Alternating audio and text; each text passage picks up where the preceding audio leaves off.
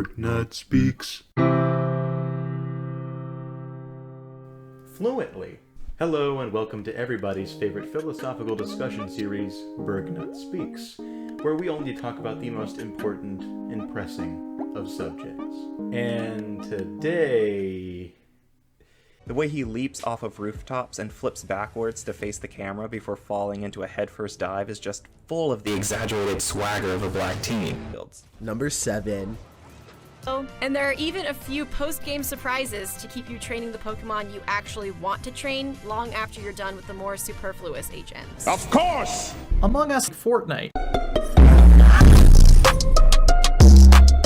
We've got a massive problem on our hands. You see, whenever you review something, the only thing everybody cares about is your personal score.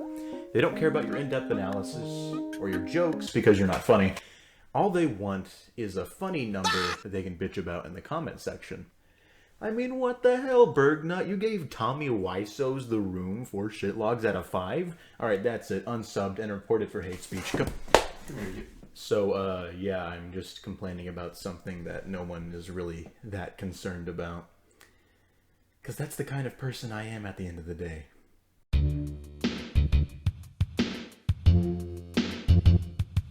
Okay, so somebody explain this to me, please. Why is it on the back of so many family movies is there that one quote that just says 2 thumbs up? Like, I have yet to meet anybody in my entire life that describes an experience they had like a game of charades. Hey, so what'd you think of Mr. Popper's Penguins? But I mean, what happens if a film is just 1 thumb up? Or fuck it, what if a movie was no thumbs up? My hands were completely stationary during this film's entire length. Number 10. 10 points is okay. Not really much to say here. I mean, I guess it can sometimes be confusing to rank something in 10 points because, like, even 10 can feel like a lot to rank something with. Sometimes quality is a lot more nuanced than just placing it between 7 and 8 like every IGN or GameSpot journalist does.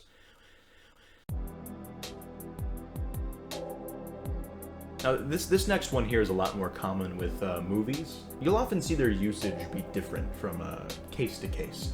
Like, sometimes people will just use, the 5 stars. It'll be like, 1, 2, 3, 4, 5. Then you've got the quirky fellas who like to cut the stars in half sometimes. So you gotta know if the movie sucks, but it doesn't suck too much. The real problem with ranking something with a 5-numbered score is there are noticeable gaps in quality between one number. You can put a relatively bad but fun to watch movie on it 3 stars, but you can also put a good movie with some boring moments in it at 3 stars. You know what I mean?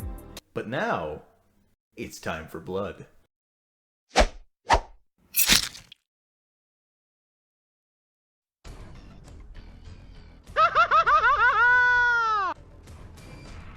Scoring something by 10 points is already hard on its own sometimes. Justifying to yourself whether something should be changed down the scale based on what you thought of it, that can take some time to think about.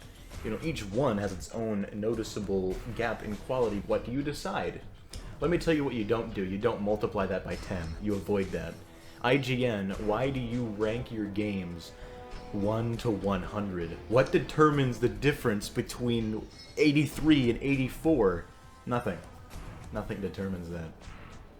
I honestly feel like they only use this scale so they can make themselves look super sophisticated. Like, oh man, I don't use that 10 score ranking. No, what are you, stupid? I instead like to rank things from 1 to 100.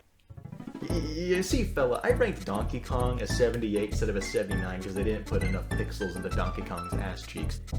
Make better games, Nintendo. So, what was the point of all of this? Why did I sit here for a few minutes and complain about something that realistically doesn't matter? Well, I guess that's the point of Burgnut Speaks. There is no point. Check out my other work, listen to the Homie Chat podcast, and eat your vegetables. Goodbye. Do the outro music.